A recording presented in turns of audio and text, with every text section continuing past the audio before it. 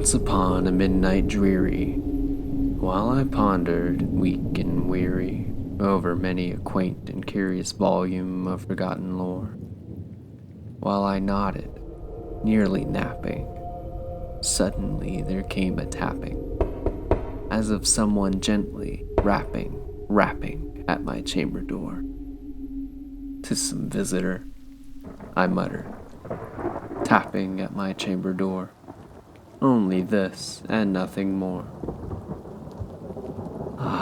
Distinctly I remember, it was in the bleak December, and each separate dying ember wrought its ghost upon the floor.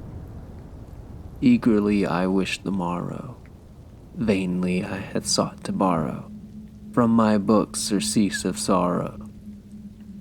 Sorrow for the lost Lenore, for the rare and radiant maiden whom the angels name Lenore, nameless here forevermore. And the silken, sad, uncertain rustling of each purple curtain thrilled me, filled me with fantastic terrors never felt before, so that now, to still the beating of my heart, I stood repeating, "'Tis some visitor entreating entrance at my chamber door. Some late visitor entreating entrance at my chamber door. This it is, and nothing more." Presently my soul grew stronger, hesitating then no longer. "Sir," said I, "or madam, truly your forgiveness I implore. But the fact is, I was napping, and so gently you came rapping, and so faintly you came tapping at my chamber door, that I was scarce sure I heard you." Here I opened wide the door. Darkness there, and nothing more.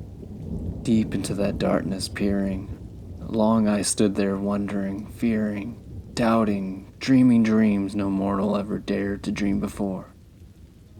But the silence was unbroken, and the stillness gave no token, and the only word there spoken was the whispered word, "Lenore." This I whispered, and an echo murmured back the word, "Lenore." Merely this, and nothing more.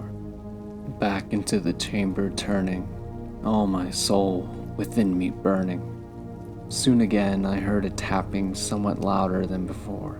"Surely," said I, "surely that is something at my window lattice. Let me see then what thereat is, and this mystery explore. Let my heart be still a moment, and this mystery explore. 'Tis the wind, and nothing more." Open here I flung the shutter, when, with many a flirt and flutter, in there stepped a stately raven of the saintly days of yore.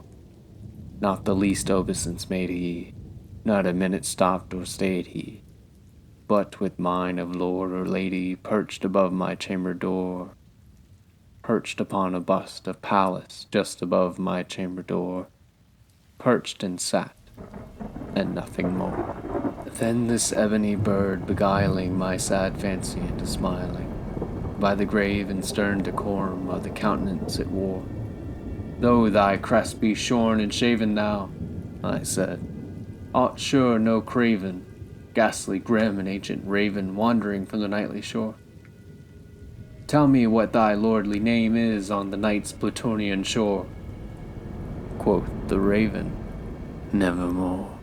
Much I marveled this ungainly fowl to hear discourse so plainly, though its answer little meaning, little relevancy bore.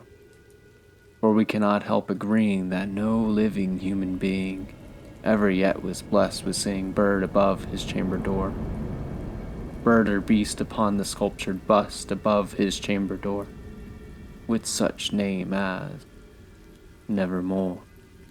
But the raven, sitting lonely on the placid bust, spoke only that one word, as if his soul in that one word he did outpour.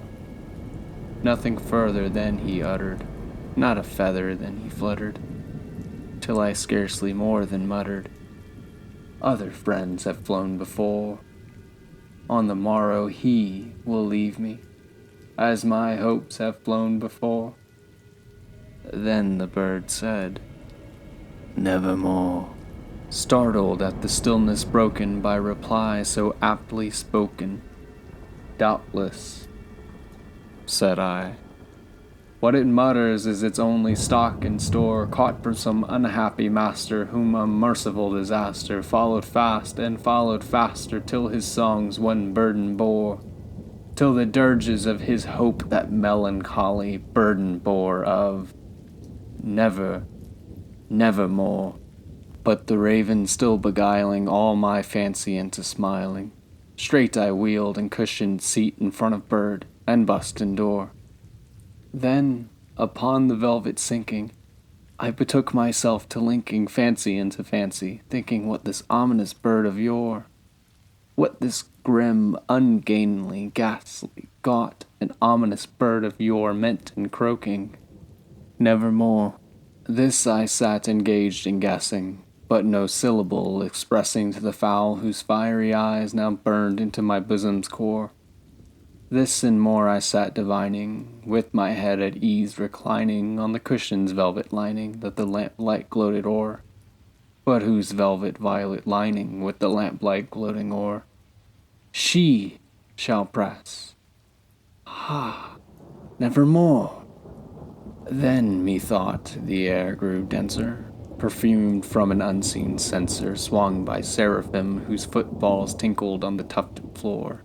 "Wretch," I cried, "thy God hath lent thee, by these angels he hath sent thee respite!